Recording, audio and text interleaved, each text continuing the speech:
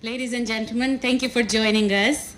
You're in for a very special treat. This is the last cooking demonstration of the Flavours of South Dublin Food Festival, organised by the South Dublin County Council, the Social Inclusion.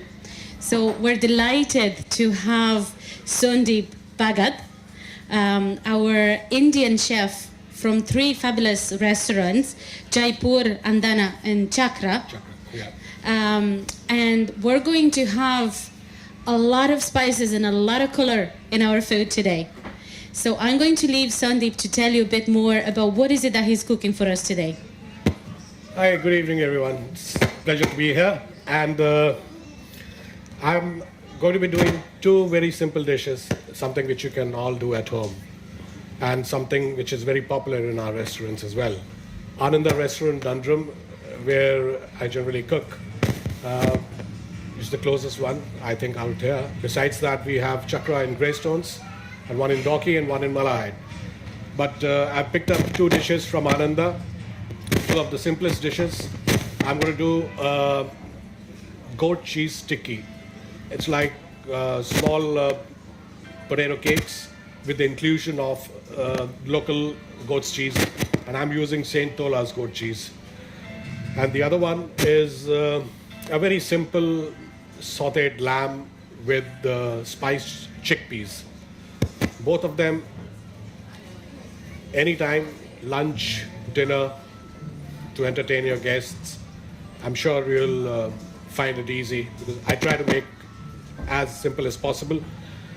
I will be showing you the authentic recipe the way we do it in the restaurant as well, and of course a few cheats method as well.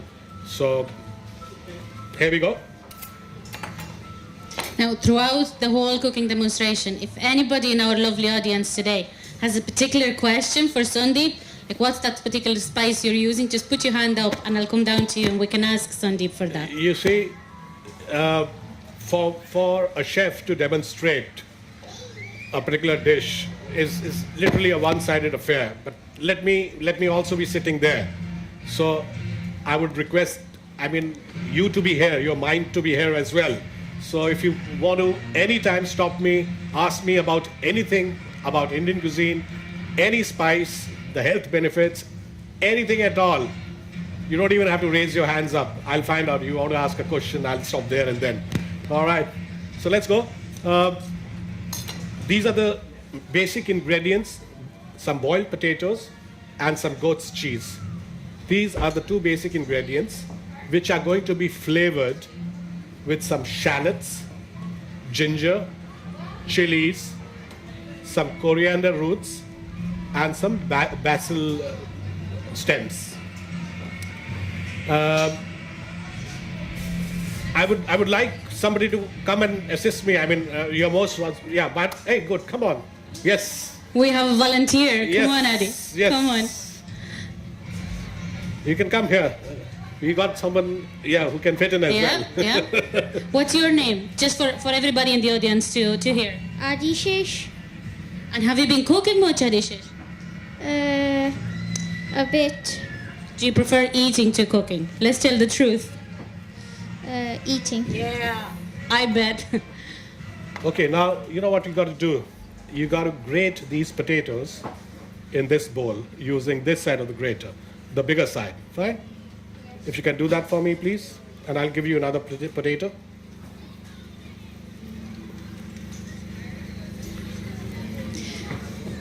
Would these potatoes have to be warm, Sundeep, when you grate them? No, or they're no. boiled and then cooled? They are boiled, and once you boil them, don't try to find an easy way to cool them, because they'll all become mushy and soggy and gelatinous. It's best to leave the boiled potatoes in their own heat and let that steam do the final cooking. How's it going? You want me to do it faster? Yeah, great. Let's see the master chef doing that. See? We hold maybe the bowl to help him. Yeah, you can help on the bowl, yeah. There we go. Teamwork. Teamwork. Now, you can't go faster because it's a very small grater. Yes. You got to be careful about the last part. Just mind your fingers. We're going to be using 3 parts of potatoes, and roughly a little less than 2 parts of cheese. Is there any particular type of potatoes you'd recommend for us to use? No, Any type of potato? will do. any type of potato. Now this has to be flavored with some ginger, which we're going to prepare, we're going to cook the ginger in the pan. And Sundeep, just to ask you, a lot of the ingredients that you brought today, they're traditional Indian ingredients. But if we were to cook this meal at home, would we be able to find some of these spices in Dublin? Like you asked me about the potatoes, I think local varieties, Kerr's Pink, would be an excellent choice. You can use those potatoes. It's a local potato. It grows in Ireland, and it'll be fantastic as well. So that's why I was suggested you can use any potato, because don't go looking for Kerr's Pink if you can't find what is available. It's important to have fun with the food and keep it simple. Fun with the food. Yeah. And the main thing is the way you boil them, basically. So when they're boiled, absolutely, they shouldn't be totally smashed, but when they're boiled, take it off the heat, nothing to do with cold water, just let them be at room temperature. And some red chilies, yeah. If you don't fancy them to be very hot, this is the white part with the seeds, and the white part is the most vicious actually in terms of spice level. So you can just take that out. So for those of you who have joined us a bit later, you're most welcome.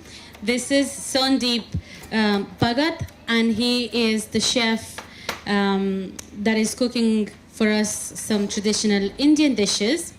Sundeep is from Jaipur, Andana and Chakra restaurants, and you can find these 3 fabulous Indian restaurants in the Drum Town Centre, Andana particularly, in Malahide, in Dalkey, or in Greystones. Yeah. And what Sundeep is doing at the moment is a goat cheese tikki. Yeah. Not to be confused with tikka. For those of us who don't really... It's the female version. Yes. So it's a tikki. Okay. A little bit of oil going. What I'm basically trying to do now is I'm going to be flavoring the potatoes, a little bit of oil, and I'm going to use a few royal cumin seeds. These are much more delicate than the normal cumin. So if you can't find royal cumin seeds, you can use your normal cumin seeds. Or better still, just skip it. That's one good part about gaining a little bit of confidence. As long as you have the confidence, as long as you approach the pan, you don't have to worry about missing out on 1 or 2 ingredients. It's the confidence with which you approach, and what you turn out would give you substantial confidence in your subsequent efforts. And there your mind will tell you what could be better, or what could be replaced by a particular ingredient. So it's all about just making the first step, and you can get it right. Few royal cumin seeds.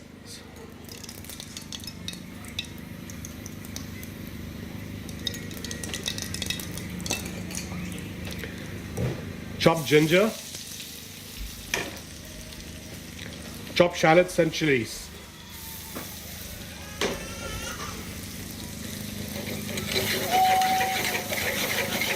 Sundeep, would we cook that on a high heat or on a low heat? It doesn't make a difference at all. High, I would not suggest very high. We are basically trying to sort of like soften the whole affair. Ginger is pretty tough if you get raw ginger in your mouth, so it's not that delectable. But with this sauteing, you are tenderizing, you're caramelizing the onions to some extent. While this is being cooked, going to add some cheese. So what you can do is you can just sort of like, mix it up roughly. Don't break it up. So we have our lovely volunteer helping out with the grated boiled potatoes, and he's mixing the grated boiled potatoes with the goat's cheese. Goat's cheese. I'm going to make potato cakes, special Indian. It's just a little bit. You can see the amount of salt which I have put because goat's cheese already is salty, and some black pepper. And this mixture goes in, but I'm not going to put this one because it's very hot. It needs to be cold.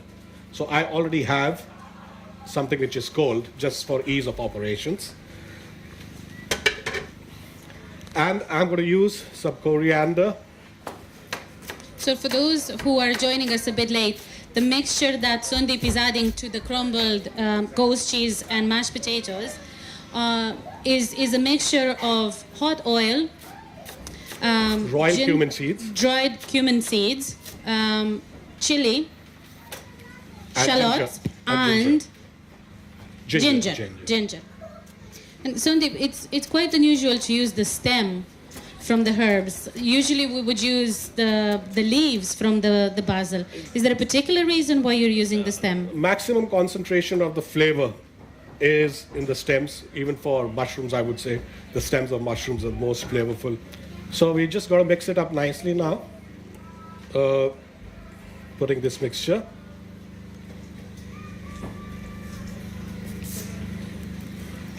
And for the amount of ingredients that you put, for the 2 potatoes and the Yeah. goat's cheese that you used, for how many people would that be enough? So how many servings will we get out of this mix? This would give you around 8 pieces. So if you are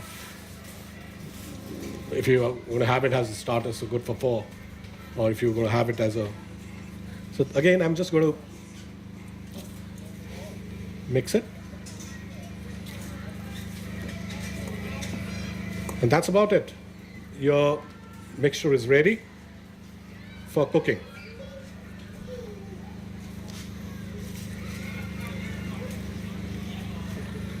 So you got to make small. You got to distribute it into equal size balls. Yeah, you can try that. Yeah, just take about this much. I should have actually anticipated someone as young as him coming over to the stage. Should have He's a got very smaller. brave volunteer, Yeah. isn't he? Let's give him a good round of applause. So You're that's doing great. This is how it goes, and goes straight in the pan. Now you would say I'm not going to. The amount of oil you can see, which I've put in this, because I don't want. I want the cheese to melt and be caramelized and give it a nice crust. So literally, there's no oil in the pan. Now, funny question, Sundeep, but would the potato cakes not stick to the pan if there's no oil in the pan? That's the idea. So once they stick, it will give it a nice brown crust, and that's what you would enjoy as well. So we're aiming for the potato cakes to be sticking to the pan.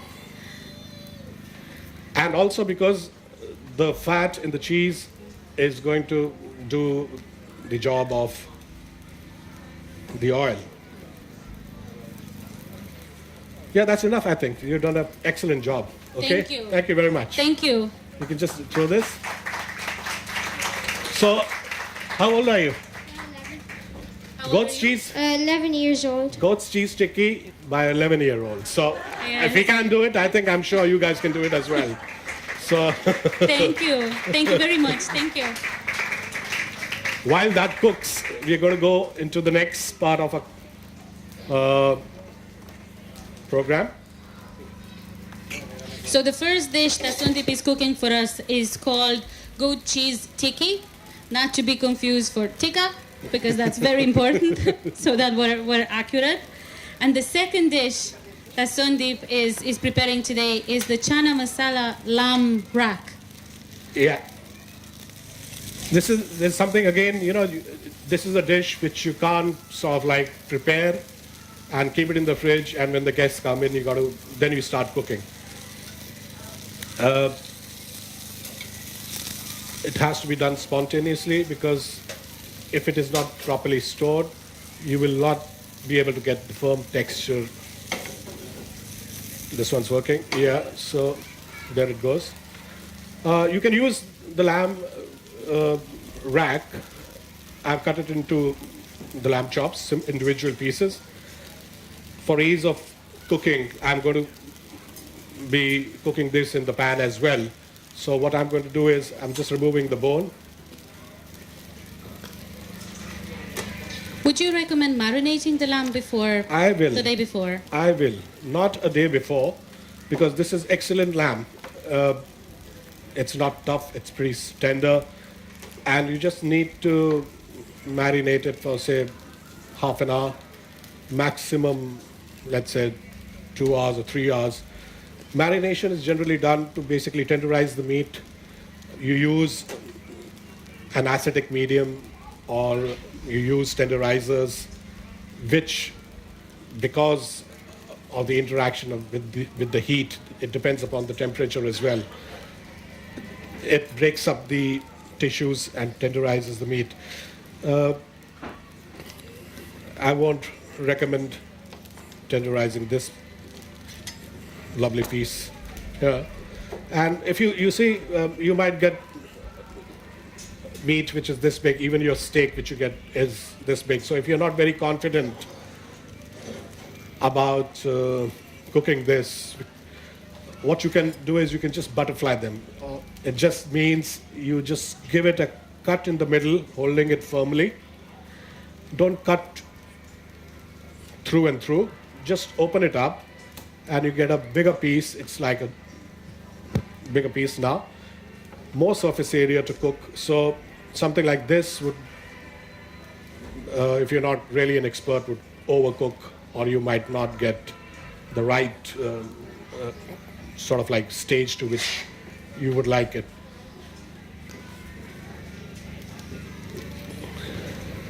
And while you're cutting the meat, Sundeep, would you like to tell us a bit more about you? So how long would you be in Ireland for?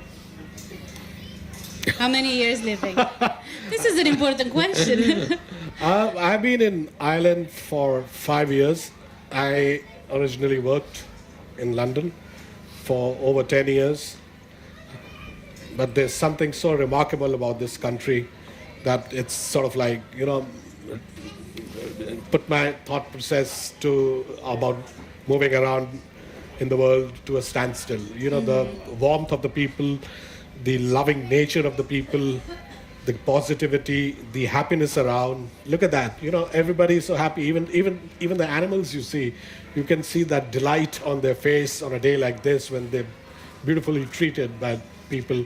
And I think that's one very important identification. You see a country, you see how the animals are, you see how the animals get along in society. And that's one way of me judging. That's my personal judgment. You know, if you treat your pets, your animals with tender loving and care, it's a happy place. You see, everybody is happy, and there is no doubt. I've traveled all over the world, but I see the positivity in the air, the loving nature of people is remarkable. So home is here now. Home is here. Home is here. Wonderful. Home is here. That's good to know for our audience, in case they're looking for you and for your fabulous dishes as well. Yes. Have you always had a passion for cooking? Beg pardon? Have you always had a passion for Yes. food and for cooking? I actually got in cooking because of my love for meat. I was probably 4 or 5 years old, coming from a vegetarian family, but you know, one of those occasions when one of your relatives has a big party, marriage party, and they're real affluent, and you get to taste a roast leg of chicken, and that's when I fell in love with it. And by around 7 years old, I was doing tandoori chicken in my round oven with the aluminium lid. So that's how I started with my passion and love for meat, and then it just kept moving on, experimenting. I was doing corned beef when I was 12 years old, something in a country like India you would never hear about. So there, and then from there, just got into hotel management, and here I am. in this lovely place. Brilliant. So maybe our little volunteer will get inspired today and will follow in your footsteps. You never know. Yeah. How do we know the potato cakes are cooked, Sundeep? See, there is nothing in this which is really susceptible to spoilage. So it doesn't sort of like in terms of meat be cooked over 75 degrees centigrade. Boiled potatoes you can eat raw, and your goat cheese again can be is to be eaten raw. And literally what you've done is you just mix them together and just got this beautiful crust on it by just sauteing it. So as soon as you get to your crust, I think that's enough. And what I'm doing is I made a plum chutney. Now again, chutney is very simple to make. If you want to make chutney with grapes, plums, rhubarb, mangoes or anything, the fastest rule is equal amounts of sugar and vinegar along with your fruit. A little bit of water, let it boil. And then you can flavor it with whatever you want. You can flavor it with cumin seeds, you can flavor it with some ginger, chilies, red chilies will give you a nice bright color. So again, if you have some jam lying, you just go back home and try. If you bring it to a boil with a little bit of water and put some vinegar in it, you'll get pretty close. It won't exactly be a chutney, but you know, you'll get the first impression of, oh yeah, I can create a chutney. So there it goes. So that's the goat's cheese tikki with a little bit of plum chutney. I have enough. I will be cooking as soon as I get the second batch going. I have enough to be cooked and for everybody to taste. So no worries about that. And what I can do is I can lovely flowers. If you have from your garden, you can use lovely flowers or some microcress. Most of the plants are edible. I'm sure even this grass is edible. So you find a beautiful clover leaves. Clover leaves, yeah. You can get some clover leaves. Here we go. So that's it. That's as simple as that. Goat's cheese tikki with some plum chutney. And that would be traditionally served as a starter, wouldn't it? That would traditionally be served as a starter. How long would normally the lamb larak take to cook? It doesn't take long. For this particular dish? For this particular dish, it'll probably take, because I've cut it into thinner pieces, so 4 to 5 minutes on each side maximum. So we can use some salt, basic seasoning. That's turmeric powder. It's a remarkable spice, turmeric, and there is no spice better than this. I think it's good, very good for medicinal purposes. It's an excellent antiseptic, and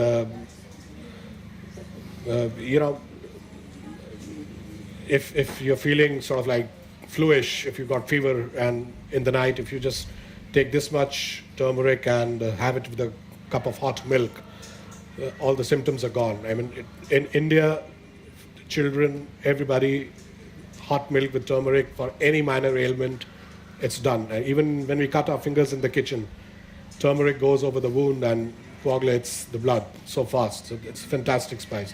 So I put in some salt and some turmeric, some chili powder, and I'm going to use a little bit of garam masala also. Garam masala is available in the market, but I would suggest you use fresh garam masala, which means just mix in a few spices of your preference and grind it fresh. And the oil that you just added? It's just vegetable oil, normal vegetable oil. That's it. So you can just leave it for say half an hour or so. And in the meantime, I'm going to do the chickpeas. This is one of the very popular dishes in all Indian restaurants, chickpeas, and I'm going to show you one of the quickest way of making them. In fact, I'll start off making a simple mother sauce. There goes some oil,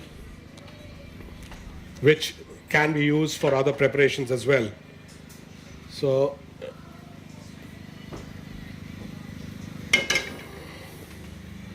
little bit of cumin. Now this is the other normal cumin. It's not the royal variety. Little bit of garlic.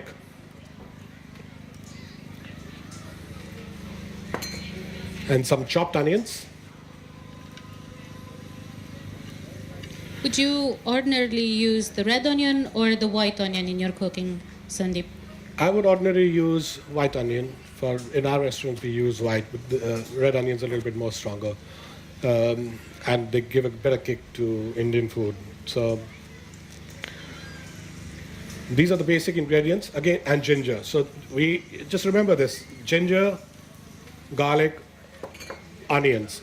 These are the basic things. Now we're going to be making a basic mother sauce with which you can, with a few variations, do your own dishes. You can make a vegetable curry, you can make a chicken curry, you can make a chicken masala with the addition of some bell peppers in it. You can make a chicken jal faraisi, or a lamb curry, or a lamb masala, or a lamb jal faraisi.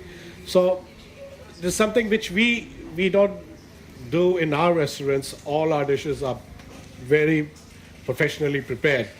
But this, again, for the ease at your home, and of course your dishes might not be as professional looking as what we do in restaurants, but the basic taste would be there.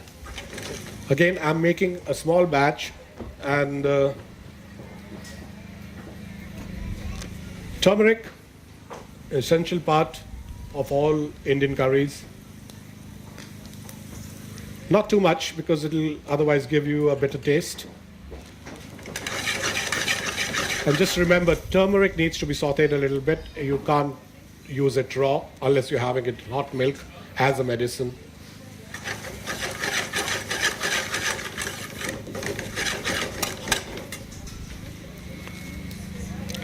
I'm going to be using some coriander powder. That's some coriander powder.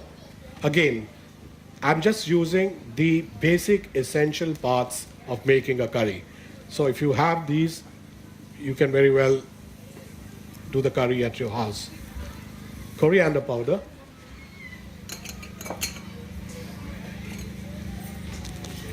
Some green chilies if you wish. Some red chilies. I'm using the Kashmiri variety. They impart a better red color. Not going to make it very spicy.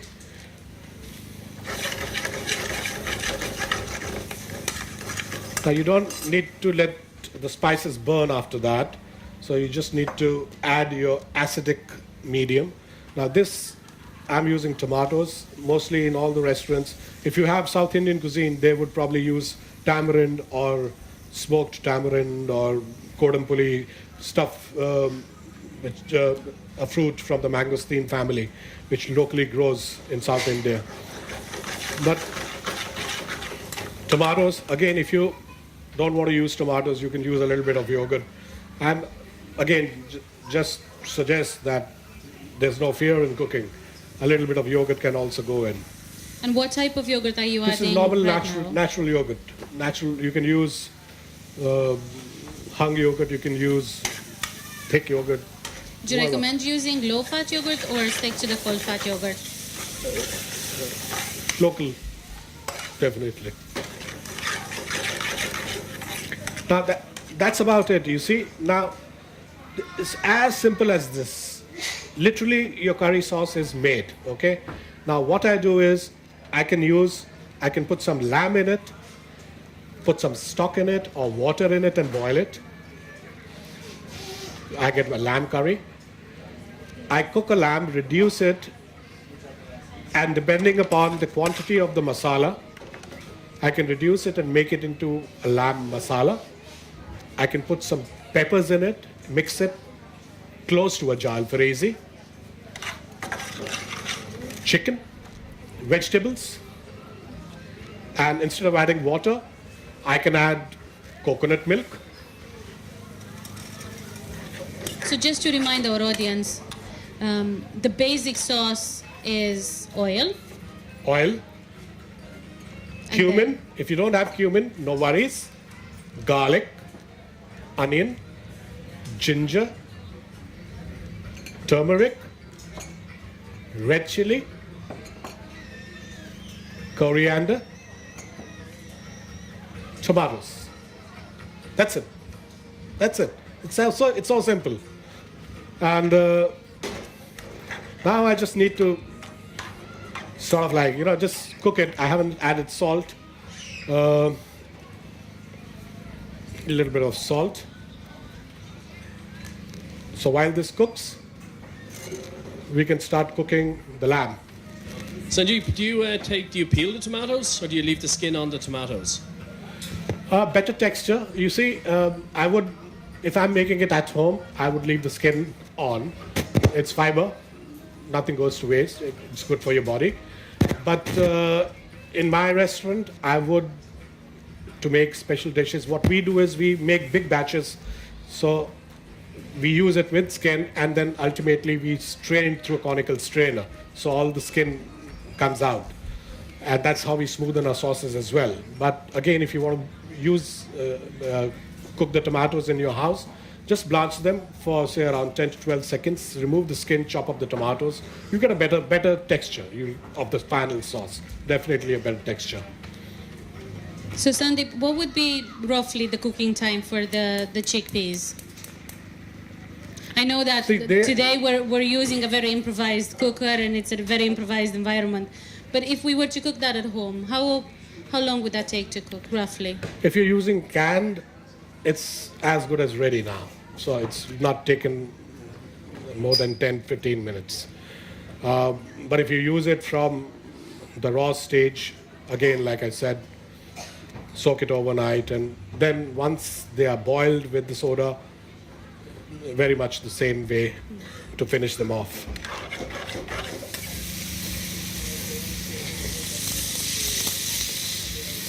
So for those who have joined us a bit later, this is the lamb cutlets, and you have been marinated them for a few minutes in any particular spices, Sundeep? Yes, a little bit of salt, some turmeric. Turmeric literally is an antiseptic agent, so it's sort of like makes sure that any traces of microorganisms are taken care of. Like I said, I quoted that example of when we cut our finger in the kitchen, we use a little bit of turmeric to sort of like sanitize the wound. Even with fish is highly susceptible to spoilage. So in Indian cuisine, if you're making a fish dish, the first step is the first marination, which is just salt and turmeric. Even in Indonesian cuisine, Southeast Asian cuisine, stuff like suckling pig, before they make a suckling pig, you have a paste of turmeric, which is salt and turmeric, which is applied all over the flesh, the skin, before it goes into the embers to cook.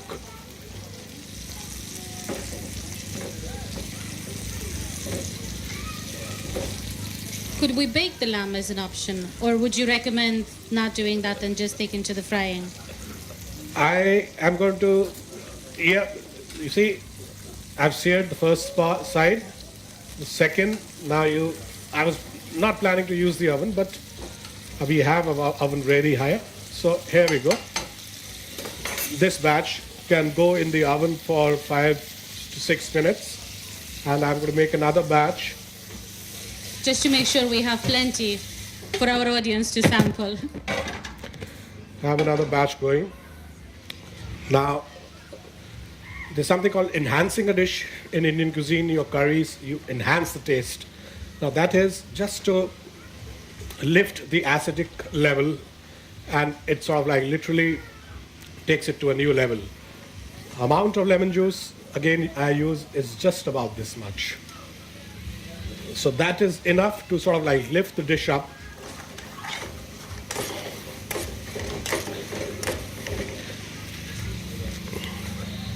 And that's about it. Let me just see if the lamb is done.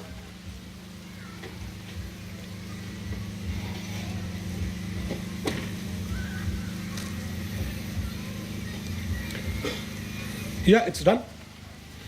I would, So that you were tapping the lamb. So for our audience today, is there a particular trick to knowing when the lamb is done? it should be firm, and again, it depends upon the kind of the degree to you like it cooked.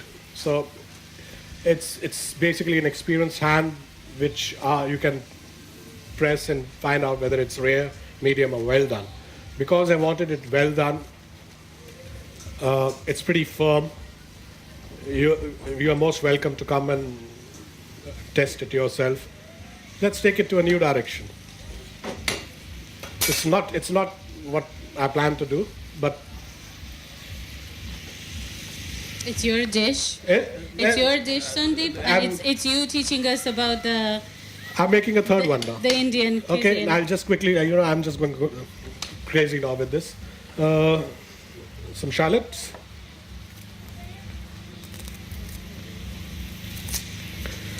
Like, let's say I'm trying to achieve a quick lamb masala, with chickpeas are there, of course.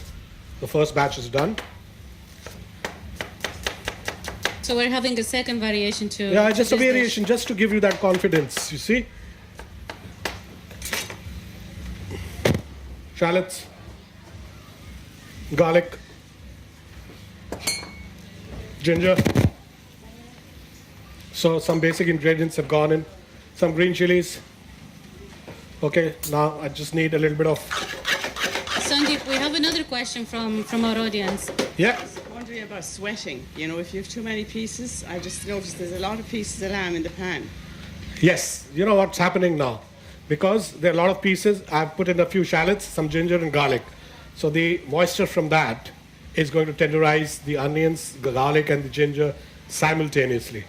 So as the water evaporates, my onions are cooked, my garlic is cooked, and my ginger is cooked at the same time. This is, again, like I said, no hard and fast rule. It's just the confidence with which you can prepare a dish.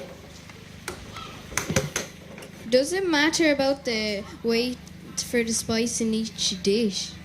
Beg your pardon? I couldn't... Does it matter about the weight for each spice in the dish? You caught me there. You caught me there. Yes. I am not specifying the quantities. I'm just demonstrating the amount to be used. But of course, definitely, yes. Like I said, if you're using turmeric, it has to be in substantial quantities. Otherwise, it'll make the dish bitter.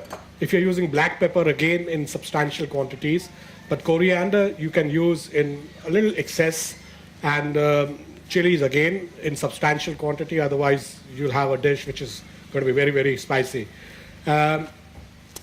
Spices like cardamom, mace, cloves are also to be used in very sparing quantities. Otherwise, they will mask the flavor of the original food which you are cooking. So, I think we can go for the lambs.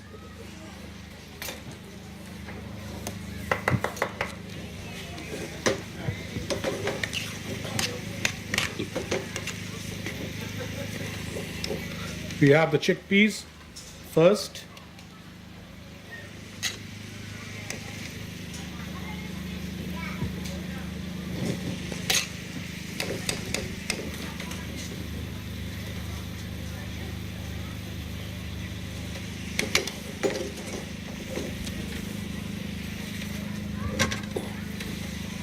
That's a lamb which has been done now. Fantastically hot.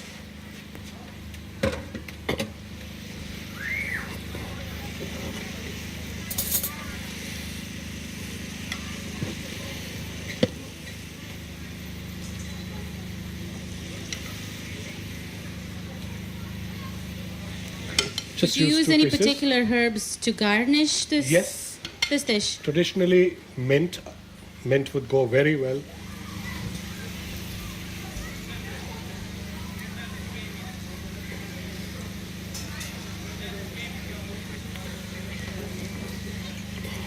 They are really suffering in the heat of the day. You can use some cherry tomatoes as a garnish.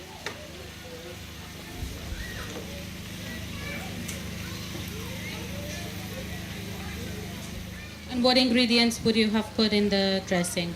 The dressing is made with cumin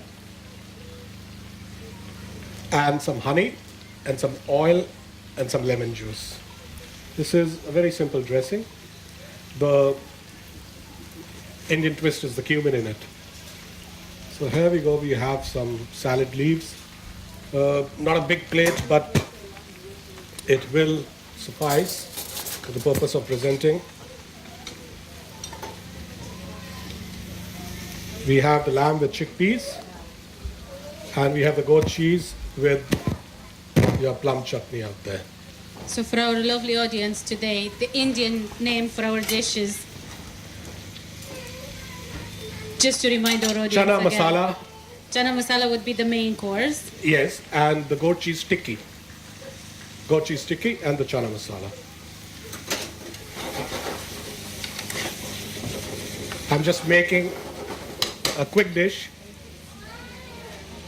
That'll happen. I'll take the questions, and you're most welcome to come and taste. I'll have the chickpeas up there as well. So whenever you're ready, Sundeep, I'll invite the audience to join us for a taste. We have some spoons as well. Yeah, we have the spoons. I have the chickpeas here. In fact, if you want to taste any of the ingredients, then all the ingredients are here.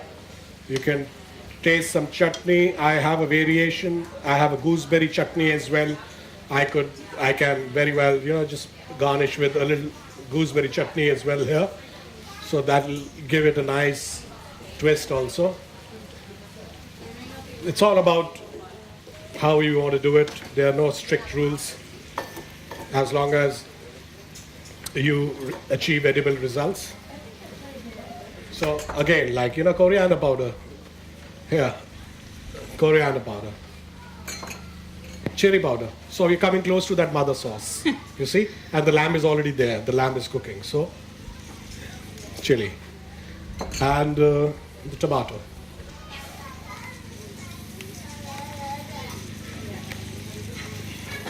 The quickest way of making a quick tikka masala in your house, don't tell it to anyone. I hope no other chef is here.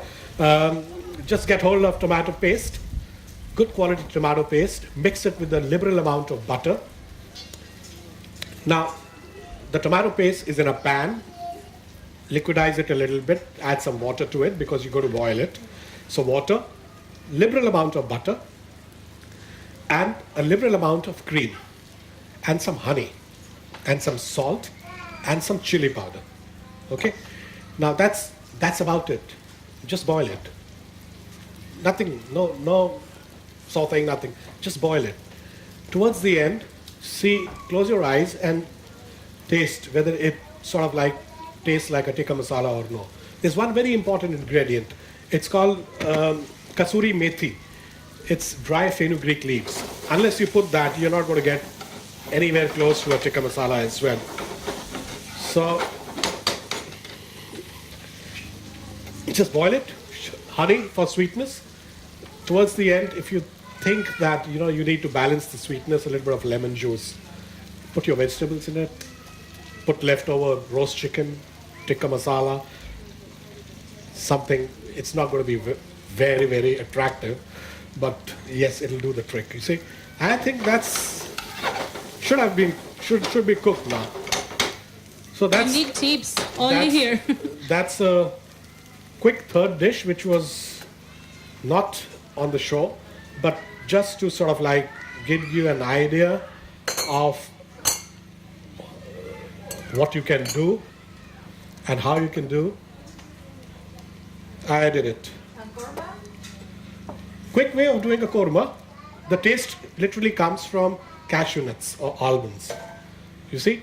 Now, you might have seen that almost all the recipes ask for sweating the onions, frying the onions. In korma, what you do is you boil the onions. Fine. Now boil it without, and if you're using white onions, just boil on a slow heat with a bay leaf. When the whole idea is you're not going to allow them to caramelize and become brown. So when you have cooked your onions, you make it into a paste. Once you've made it into a paste, literally your korma is assembly line production, you see. Then you put your cashew nut paste in it, you put tons of butter, loads of cream, and delicate spices like cardamom. Cardamom. Yeah. So, and you'll be very close to a korma. Literally, you can't go wrong, because if you cook raw chicken in it, the essence of the chicken is going to mix well with that nutty sauce, and you'll have something very, very, very close to a korma. And I think that's good enough if you're doing that at home, and if you can achieve that. It's bad news for us. So, So ladies and gentlemen, let's That's put our it, hands yeah. together for our lovely chef today.